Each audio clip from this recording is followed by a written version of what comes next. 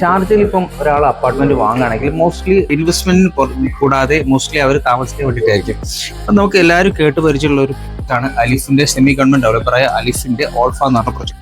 അത് വരുന്നത് നമ്മുടെ മൊബൈലിലാണ്. കംപ്ലീറ്റ് സ്കൂൾ സോൺ ആണ് ഷാർജ യൂണിവേഴ്സിറ്റിയുടെ തൊട്ടടുത്താണ്. അത് മാത്രമല്ല എത്തിഹാദ് റെയിൽവേ സ്റ്റേഷനും അവിടെ തന്നെ വരുന്നത്.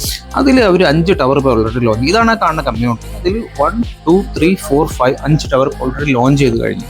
ഓക്കെ, അതിൽ 4th ടവറിൽ നമുക്ക് നല്ലൊരു unit 1 bedroom apartment corner unit, spacious corner unit available ആയിക്കട്ടെ. ഇതാണ് ആ ബിൽഡിങ്ങിന്റെ ലേ ഔട്ട് വരുന്നത്. ഓക്കെ, ഈ കാണാനാണ് ബിൽഡിംഗ് ലേ ഔട്ട് വരുന്നത്. അതിന്റെ ഈ കോർണറിലാണ് നമ്മുടെ 1 ബെഡ്റൂം അപ്പാർട്ട്മെന്റ് 670 സ്ക്വയർ ഫീറ്റ് ആണ് ഇപ്പോൾ അതിന്റെ സൈസ് വരുന്നത്.